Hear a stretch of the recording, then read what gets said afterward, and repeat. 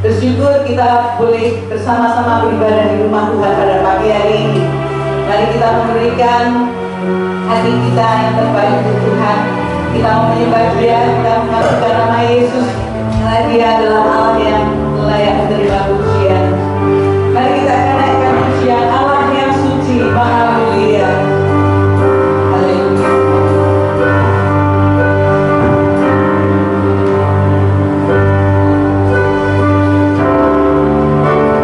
Maha mulia.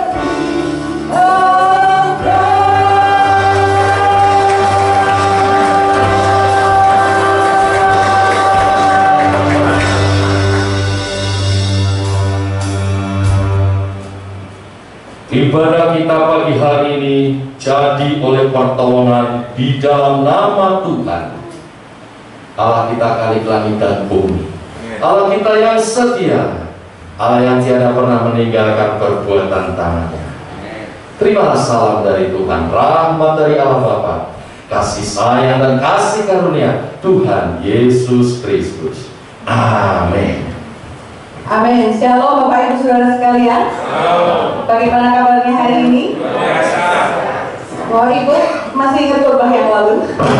Jangan kita katakan luar biasa ya, karena luar biasa itu ada dua konotasi. Luar biasa apanya?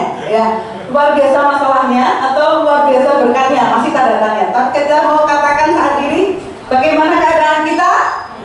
Dahsyat dan ajaib. Amin. Saya akan tanya sekali lagi ya. Bagaimana kabar Bapak Ibu Saudara sekalian? Dahsyat dan ajaib. Sekali lagi, dahsyat dan ajaib. Amin. Haleluya. Silakan duduk Bapak Ibu. Saya bersyukur pada pagi hari ini kita bertemu kembali di rumah Tuhan. Dan saya percaya kita mau bersukacita pada pagi hari ini. Amin. Sekalipun masalah kita banyak, tetapi kita mau belajar seperti Daud. Ketika Daud memiliki segala macam persoalan dalam hidupnya, dia hanya memandang fokusnya hanya kepada Tuhan. Karena Tuhanlah yang bisa memuaskan dahaga jiwa kita. Amin saudara. Mari kita naikkan pujian Kau ubah ratapku jadi tarian.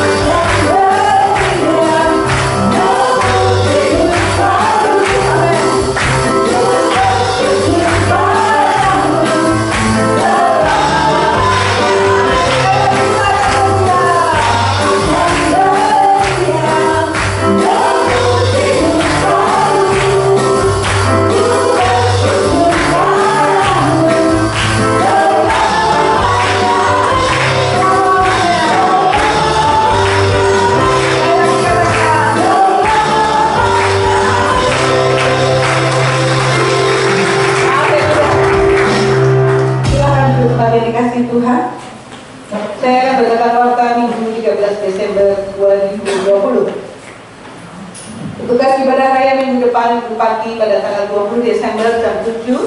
WA adalah Bapak Toto, Singeri Ibu Toto, dan Ibu Nining. Penyambut jemaat Bapak Ibu Jaka, LCD Burani, Firman Tuhan, Bapak Pendeta Budi C. Hartono. Tema keajaiban kasih.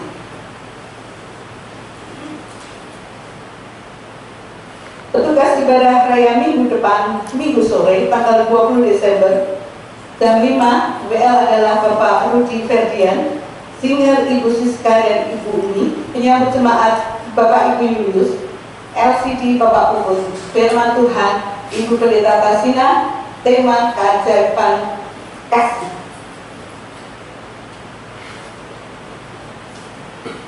Ucapan terima kasih kami atas nama majelis dan jemaat Gia Bojo mengucapkan banyak terima kasih kepada Bapak Billy Wilko atas pelayanannya membawakan firman Tuhan dalam ibadah pagi ini. Kiranya Tuhan Yesus memberkati.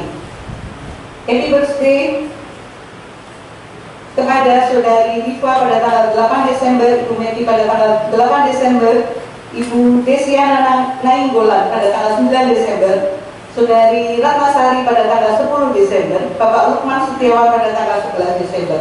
Kiranya Tuhan Yesus memberkati dengan panjang umur, kesehatan, dan kekuatan serta berkat-berkat yang melimpah.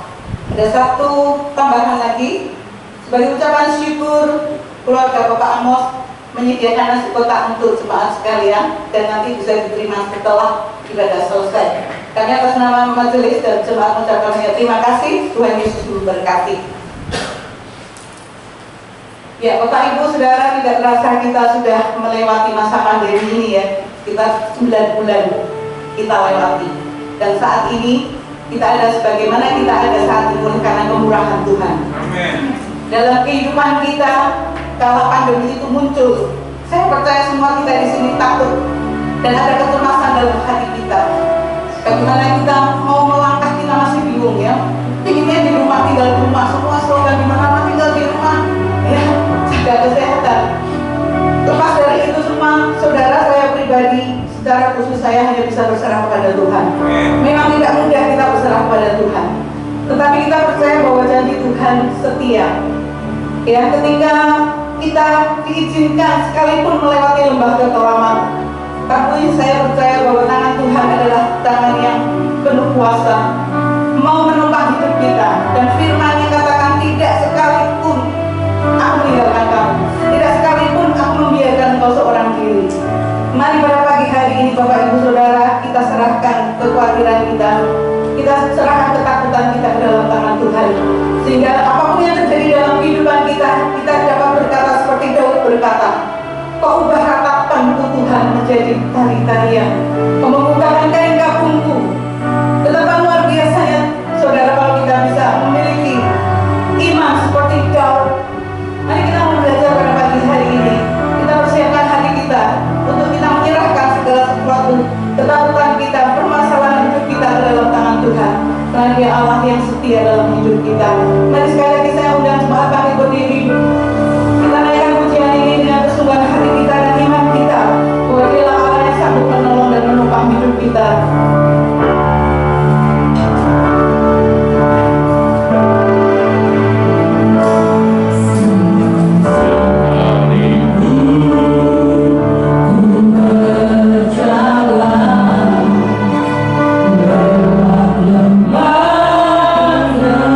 Lembah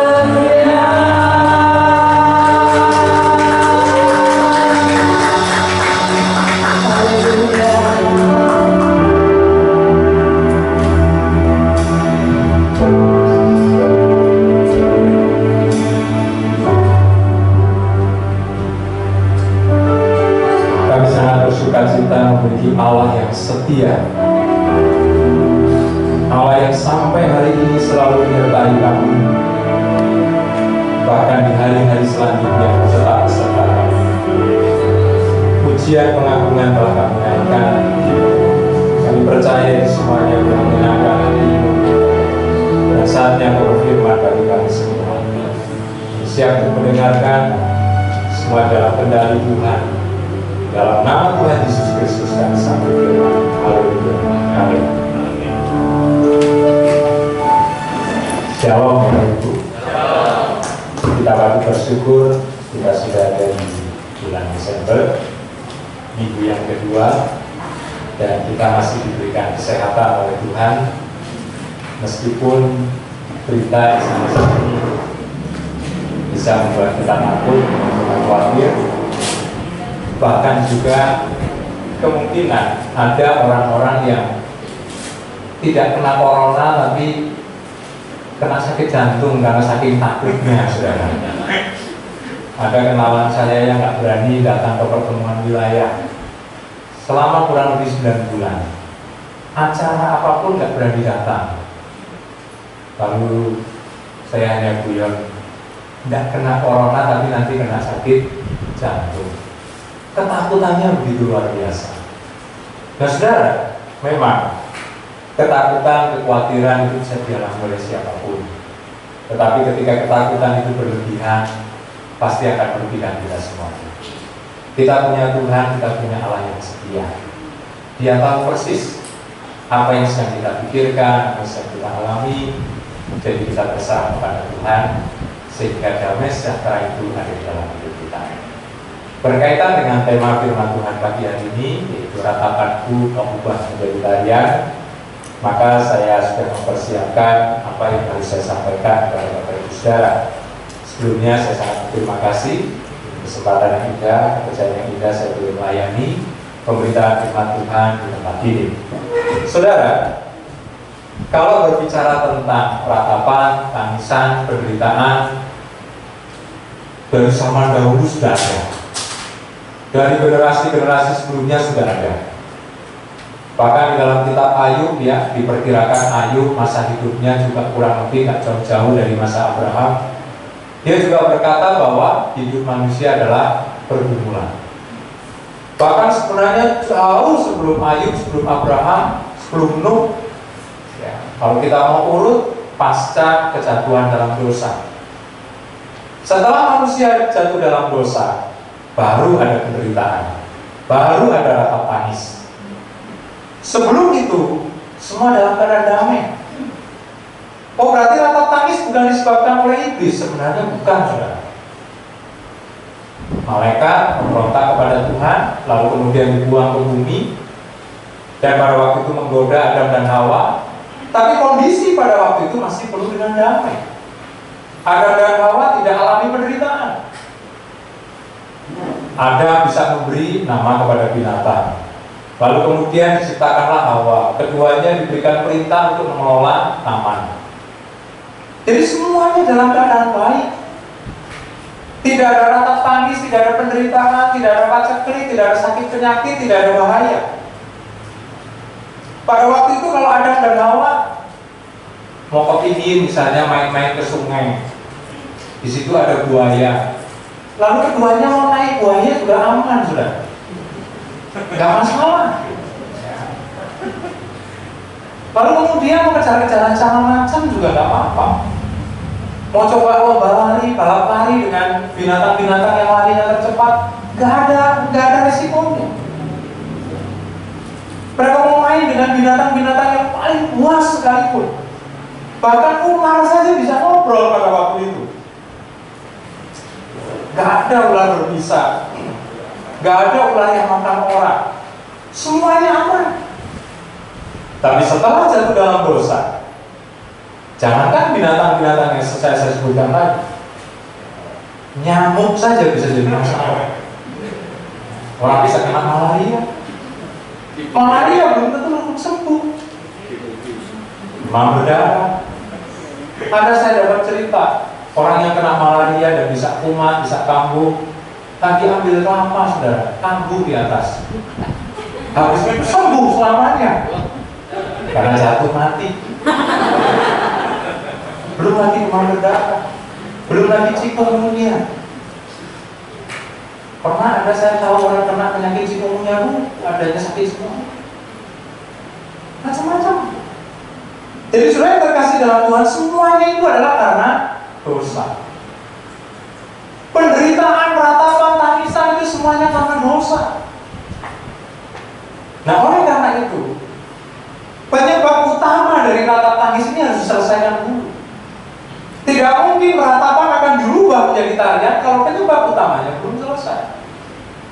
Setelah penyebab utamanya selesai, lalu kemudian penyebab-penyebab dari penyebab utama itu yang kemudian pelan-pelan harus diselesaikan juga.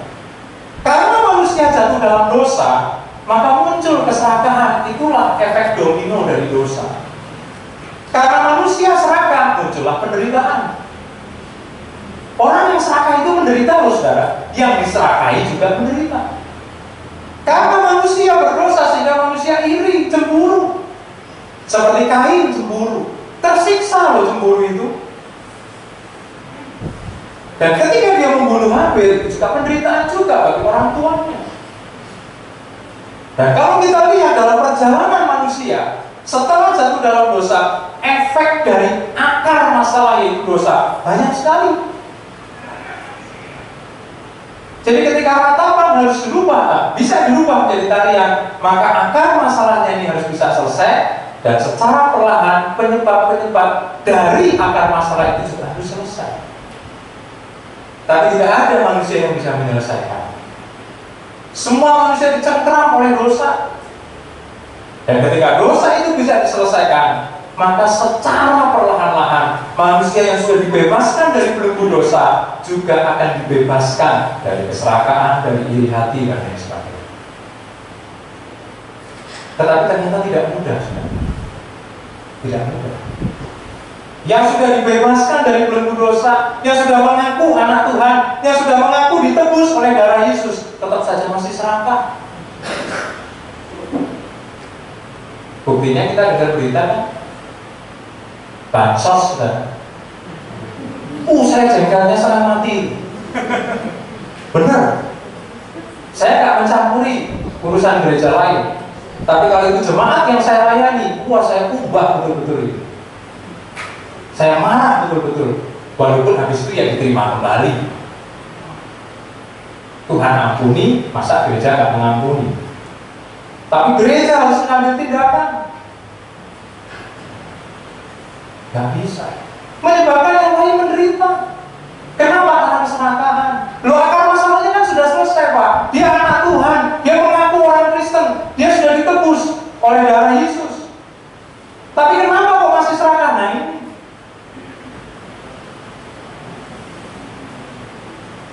Jadi tidak cukup saja diselesaikan masalah dosanya, tapi pelan-pelan harus dimandikan dengan firman dari hari ke hari. Dan yang bisa melakukan hanya Yesus Kristus. Oleh karena itu kita lihat dulu ayatnya di dalam Lukas pasal 4 ayat 18 dan ayat yang ke-19. Demikian firman Tuhan. Roh Tuhan ada padaku, oleh sebab Ia telah mengurapi aku untuk menyampaikan kabar baik kepada orang-orang miskin, dan Ia telah mengutus aku untuk memberitakan pembebasan kepada orang-orang tawanan dan penglihatan bagi orang-orang buta, untuk membebaskan orang-orang yang tertindas, untuk memberitakan tahun rahmat Tuhan telah datang. Yesus sedang mengutip kitab Yesaya. Dan kalau saudara membaca ayat-ayat selanjutnya, ternyata itu menunjuk kepada dirinya sendiri dan membuat orang-orang yang mendengar pada waktu itu marah kepada Yesus. Tapi apakah terbukti perkataan Yesus? Apakah dia adalah pribadi yang diurapi? Apakah dia adalah pribadi yang memberitakan tahun rahmat Tuhan? Apakah dia adalah pribadi yang membebaskan yang tertindas? Ya, terbukti dalam perjalanan pelayanannya. Hingga sampai di atas kayu salib, dia selesaikan urusan dosa. Dan setelah dia naik ke sorga, maka Roh Kudus hadir untuk membimbing orang-orang percaya, untuk memampukan saya dan saudara hidup sesuai dengan firman. Jadi ratapan dapat dirubah menjadi tarian kalau akar masalah yaitu dosa sudah selesai, dan orang yang sudah dibebaskan dari dosa mau dibimbing oleh sang kebenaran itu, yaitu Yesus Kristus. Ada banyak orang yang berkata, saya sudah Kristen, saya sudah percaya Yesus, dosa-dosa saya sudah diampuni. Tapi ternyata perjalanan hidupnya belum bisa membuktikan bahwa dia adalah orang yang sudah diampuni. Bahkan ada teman saya yang bilang, saudara, di daerah Sumatera, saya nggak bilang utara, selatan, tengah, ya saudara, barat, enggak.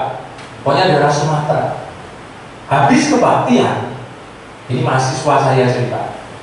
Habis kebaktian, ibu-ibu rame-rame ke kantin. Ngapain saudara?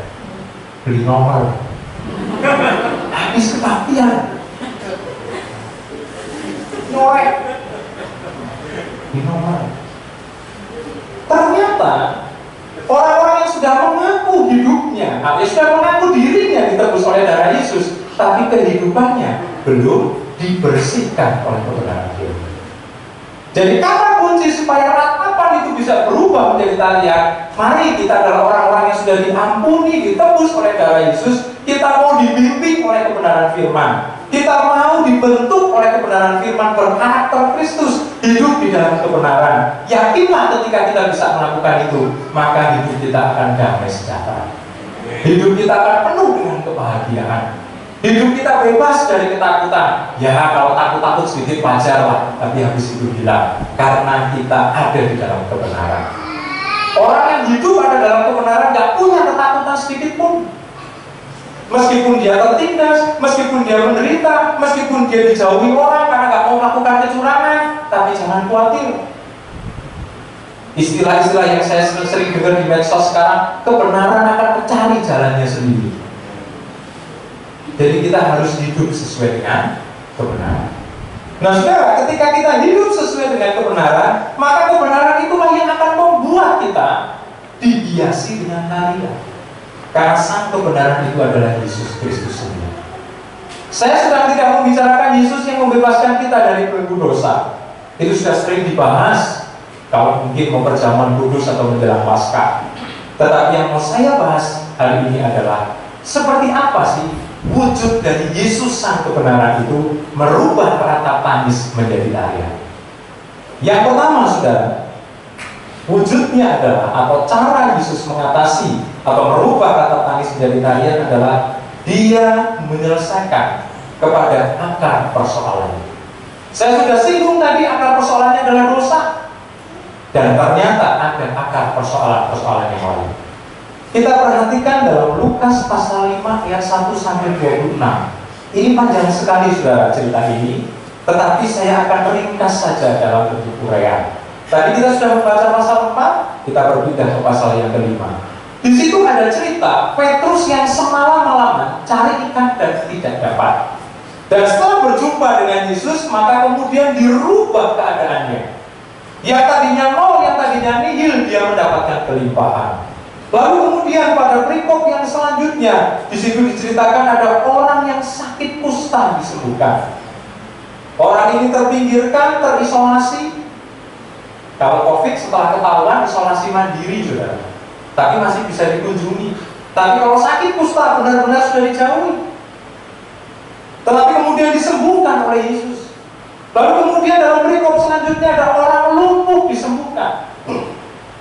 Jadi selalu saudara, kalau kita lihat apa yang dikerjakan Yesus adalah menyelesaikan akar persoalannya.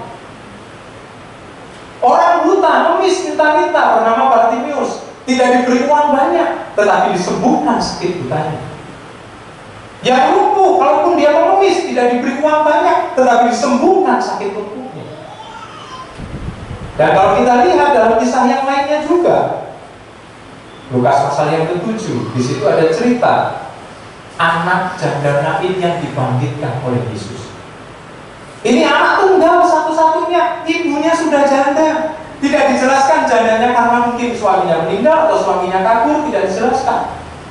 Tetapi penghiburan dia adalah anak laki satu-satunya. Ternyata harus mati, meninggal. Tetapi ketika berjumpa dengan Yesus, dibangkitkan anak itu, sehingga sukacita meliputi si janda ini. Yang tadinya tangisan, tetapi kemudian dirubah menjadi sukacita. Dan saudara boleh perhatikan semua yang dilakukan oleh Yesus menyelesaikan akar masalah. Oleh karena itu, jangan takut, jangan khawatir jadi anak Tuhan, karena Dia akan selesaikan akar masalah kita. Saya nggak tahu kita sekarang ada di dalam kondisi seperti apa. Akar masalah apa yang sesungguhnya sedang kita alami. Kadang-kadang kita hanya menduga ada orang yang mengalami persoalan.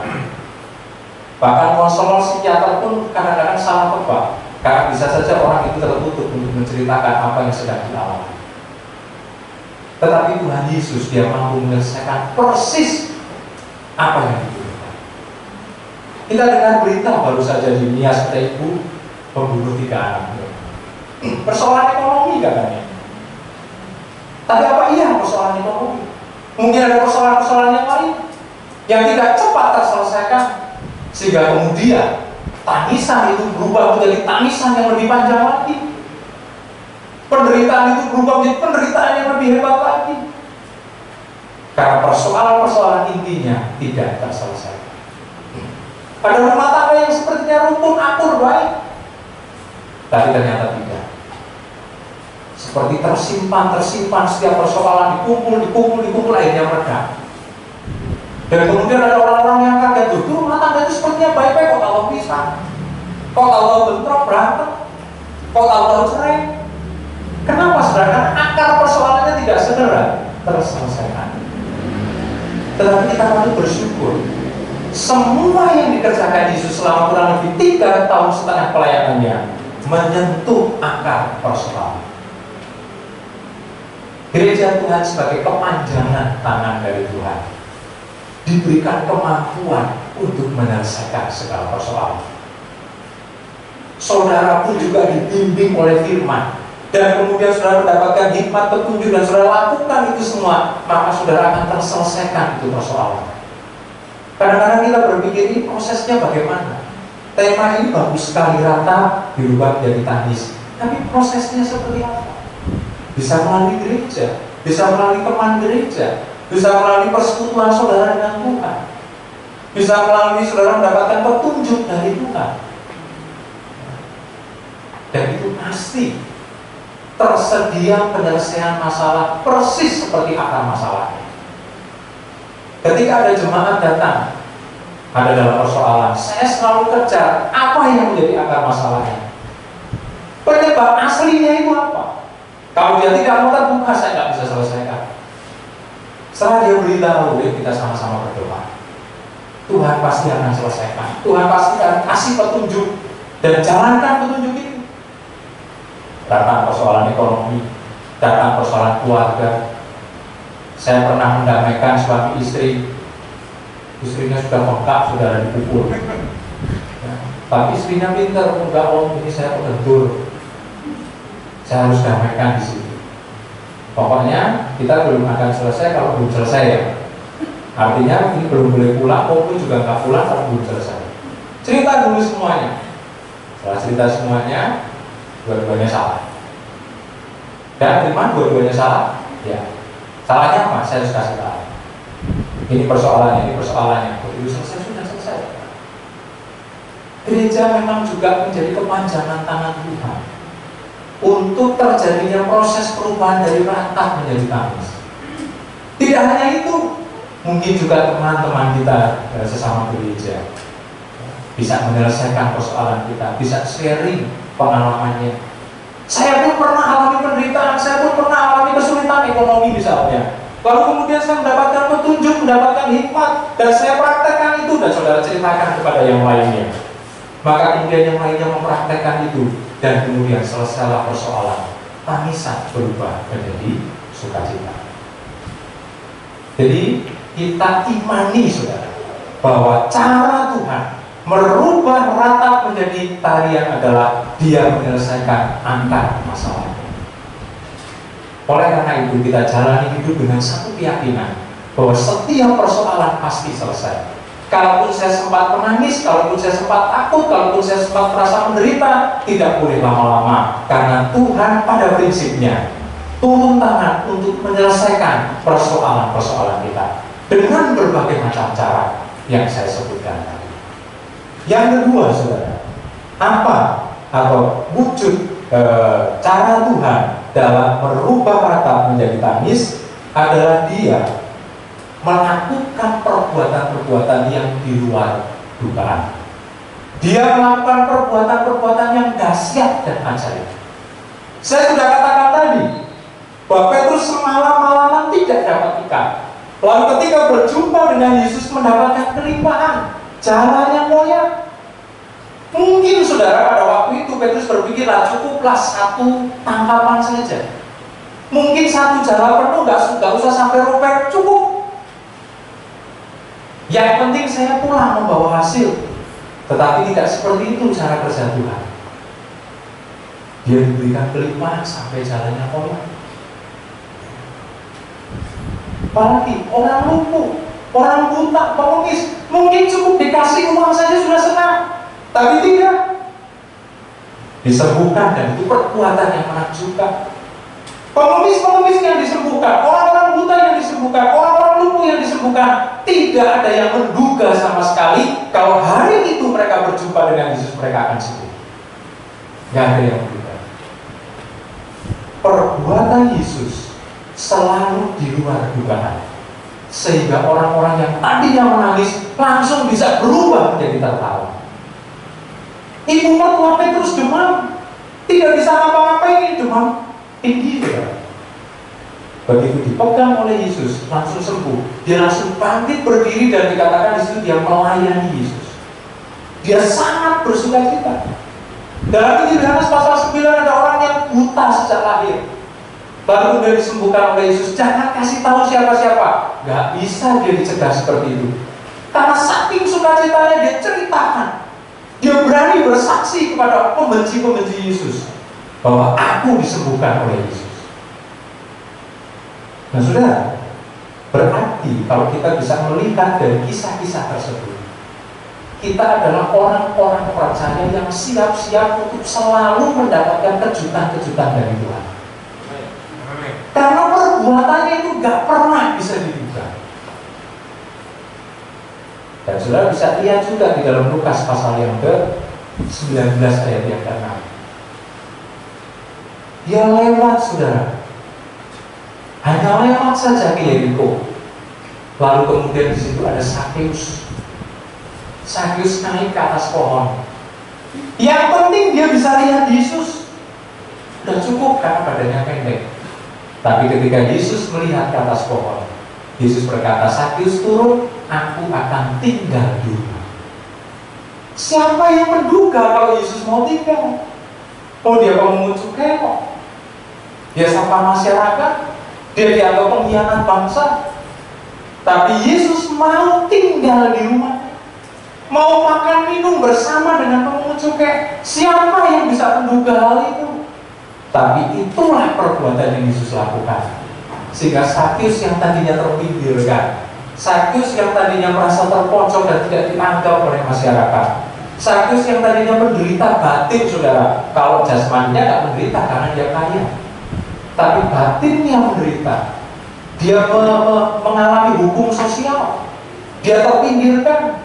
Tapi ketika Yesus berkata, aku mau tinggal di rumahmu, sukacitanya luar biasa sekali. Bahkan dia berkata, kalau ada orang yang aku rugikan, aku akan kembalikan 4 kali lipat. Saking sukacitanya dia bisa sumbar seperti itu. Kenapa dia bisa bersukacita seperti itu? Karena dia terima perbuatan Yesus yang di luar dugaan. Sekali lagi, kita anak-anak Tuhan selalu harus bersiap menikmati kejutan-kejutan dari Tuhan. Amin. Saya kalau bersaksi, saudaraku, kejutan-kejutan dari Tuhan itu luar biasa. Tanah gereja di Pituru, hari sebelumnya dikasih tahu kalau mau dijual dan sudah mau di DP sama orang lain. Saya ditelepon dikasih tahu, oh itu mau dijual. Waduh, kok nggak kasih tahu saya? Wah, mungkin dianggapnya saya nggak punya duit. Ya memang nggak punya, saudara. Kalau untuk bayar tanah segitu nggak punya. Oke, ya. Sorenya saya datangi, terus saya bilang, besok saya DP. Nggak tahu uang dari mana. Berproses berproses, besok bisa saudara. Bahkan besok duitnya sudah ada. Cash, lunas sudah ada. Hampir 300 juta duitnya sudah ada, malah ditransfernya 300 juta. Terus saya datang ke yang punya tanah. Mbak, ini saya mau bayar lunas. Jangan om, sebagian aja dulu. Karena saya belum perlu. Oh ya udah, nginep dulu di rekening saya, bunganya untuk saya sudah. Karena donaturnya bilang pokoknya biar aja tetap di sini. Satu hari hampir 300 juta dapat. Saya tadinya sudah lihat-lihat sertifikat rumah. Ini mau sekolah ini sertifikat. Saya harus selamatin dulu tanah depan gereja. Karena kalau sampai dibeli orang lain, gerejanya bisa tertutup karena gerejanya ada di belakang. Satu hari bisa dapat. Saya tadinya nggak duga sudah. Bahkan saya akan bilang sama kenalan saya, ini ada sertifikat-sertifikat, tolong dipegang, ditutup dulu, nanti saya akan cicil. Butuhnya berapa sih om? Sekian. Udah besok saya transfer. Begitu transfer, udah di atas namain om aja. Loh, terus saya membalikannya gimana? Udah nggak usah dikembalikan. Siapa yang bisa duga sudah? Bahkan sertifikatnya sudah keluar, suruh atas nama saya. Ini cuma atas nama atau bagaimana? Udah pokoknya atas nama saja. Yang di depan gereja. Siapa orangnya? Lalu kemudian gereja masih punya utang karena harus membangunnya, melebarkan dan membeli tanah yang di belakang. Ketika gereja sudah punya utang sekitar 60 juta, ada pihak yang ketiga yang utangi saudara, tanpa bunga. Siapa yang menduga itu? Lalu kemudian di bulan Januari ada orang yang ngasih saya mobil, suruh doain, baru operasi Agrayan. Saya doain, begitu pulang, Pak, mobilnya apa? Saya mobilnya kuda Pak. Nah, mobil Bapak dipersembahkan ke gereja saja. Tuhan sudah siapkan mobil buat Bapak, kunci sama surat-surat. Siapa yang duga sudah? Saya berangkat naik kereta, mau dibawa sekarang atau kapan Pak? Wah, saya berangkat naik kereta Pak, jadi saya bisa bawa sekarang. Oh iya, udah bawa aja sekarang. Takutnya kalau besok-besok lupa dia. Langsung saya bawa. Langsung kendaraan kami yang persembahan gereja dijual, bisa untuk bayar utang gereja. Beres semua. Bahkan kemarin beli seragam, duit juga ada. Itu kejutan-kejutan yang kami alami. Kami boleh pelayanan di desa, orang bilang di desa. Mungkin orang bisa mengukur ekonominya jemaat. Tetapi bagi saya, jemaat itu bukan cuma jemaat lokal, sudah. Jemaat itu universal. Jadi jemaat-jemaatnya dari gereja lain bisa memberkati kami. Yang penting kami tidak minta, yang penting kami tidak mengemis. Mereka yang bergeraklah Tuhan. Jemaat pulih di desa, tapi jemaat universal ada di ibu kota juga. Itulah kejutan-kejutan. Jadi jangan khawatir. Apa saja yang membuat kita menderita, Tuhan sanggup ubahkan. Mami saya bulan Desember, kami sekeluarga ke sana. Kok banyak diem mami saya? Kok beda? Kalau mau bicara apa, kadang-kadang suka nangis. Baru kemudian di akhir Desember kasih tahu kalau ada kanker payudara. Oh, berarti ketika kami ada di sana banyak diem, mami saya dirahasiakan. Batinnya lebih sedih sudah, karena ada kanker payudara. Terus kami semua dukung, support untuk kemudian operasi. Februari operasi diangkat. Lalu kemudian tinggal bersama dengan kami. 6 kali saya bolak-balik Projo Semarang dengan mobil yang dikasih orang itu. Jadi Tuhan tahu bahwa saya perlu Projo Semarang kalau naik kuda 2003, takutnya keempat kalinya mogok saudara. Jadi Tuhan kasih mobil baru dulu supaya bisa antar orang tua.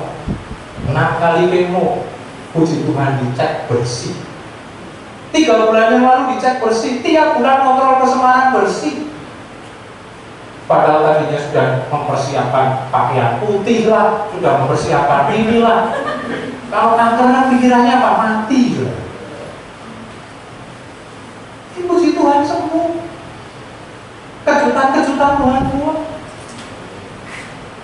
Bahkan sudah pikirannya sudah macam-macam. Saya di sini juga udah bingung. saudara. Papi saya stroke, mati saya kanker.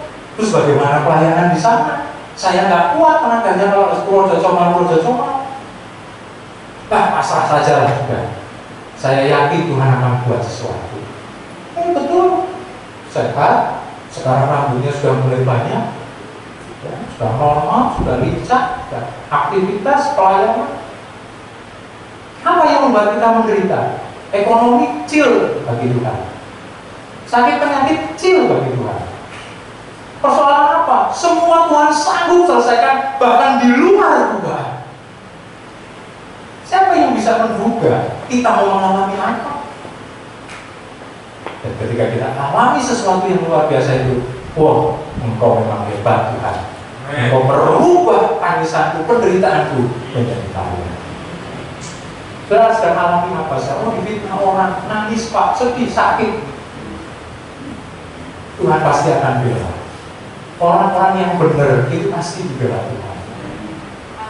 Kira-kira 4 tahun yang lalu ada orang yang fitnah saya, saudara.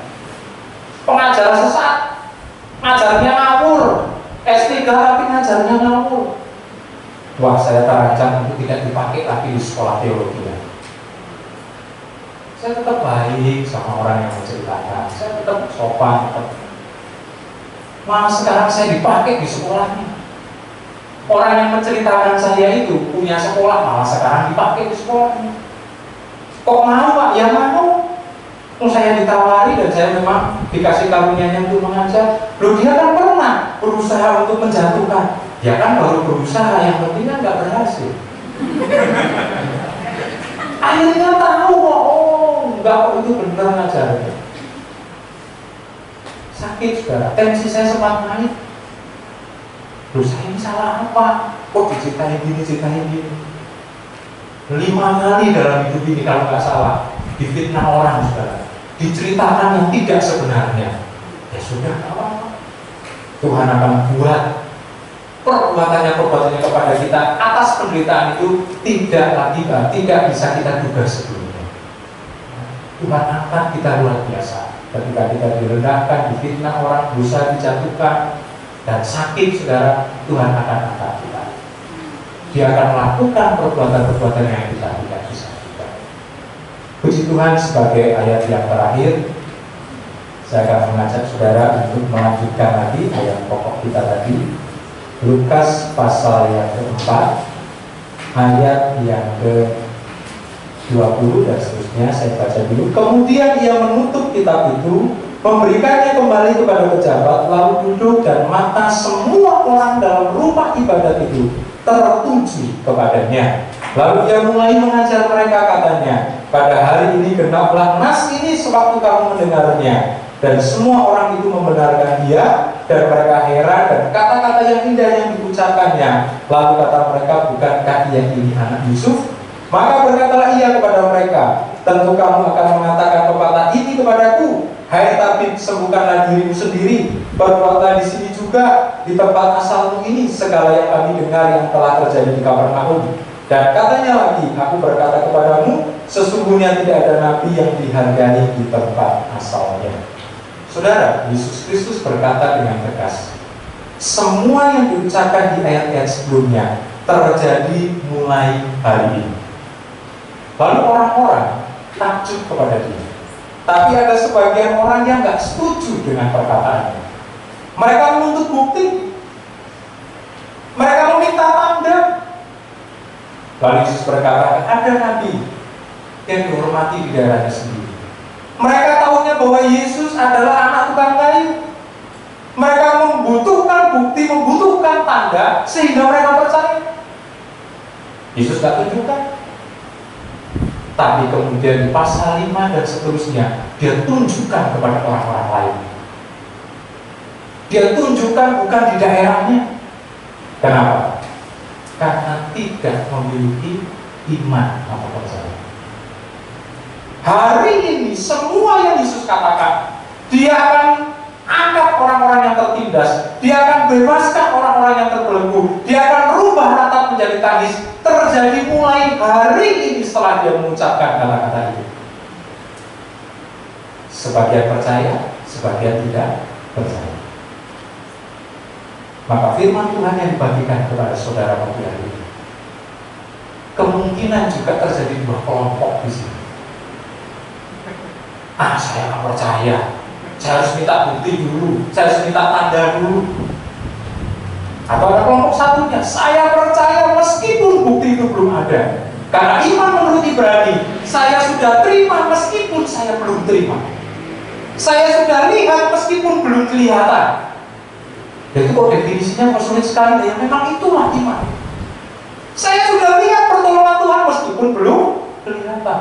Saya sudah terima meskipun wujudnya belum ada. Karena melihatnya pakai bahasa, pakai mata rohani. Oleh karena itu, tema kita akan menjadi kenyataan. Yesus akan menyelesaikan kepada akar masalah. Yesus akan melakukan perbuatan yang dahsyat dan ajaib yang tidak bisa kita duga sebelumnya, asalkan konsisten dalam iman percaya, yakin dalam kepercayaan, yakin kepada Tuhan, tidak turun sedikit pun di hati kita. Maka Tuhan akan menyatakan apa yang sudah difirmankan. Firman Tuhan tidak saya perpanjangkan. Saudara pasti sudah menikmati perbuatan-perbuatan Tuhan di hari-hari sebelumnya. Dan dalam perjalanan hidup selanjutnya, hal yang sama kita akan terus nikmati. Apakah Tuhan berhenti untuk memberkati kita? Tidak. Apakah Tuhan berhenti untuk melakukan perbuatan-perbuatan yang dahsyat dan ajaib? Tidak. Dia terus akan melakukan untuk kita. Karena Dia berkata sendiri, mulai hari ini, semua firman itu telah terjadi dan terus terjadi. Tuhan Yesus memberkati kita semua. Kita angkat satu pujian terlebih dahulu.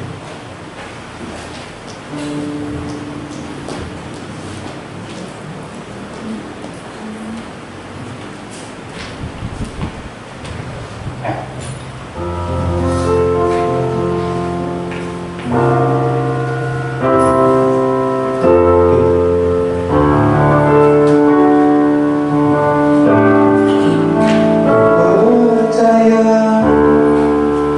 dan dimuat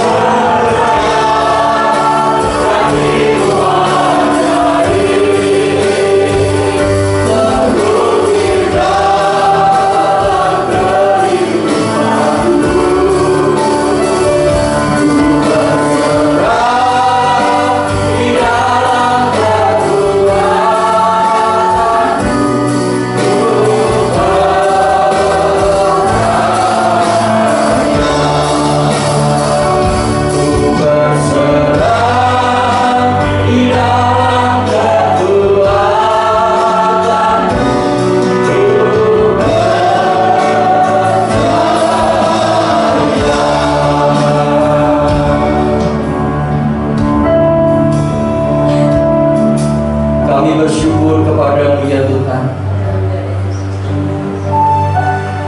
karena sekali-kali Kau tidak pernah melupakan dan meninggalkan kami.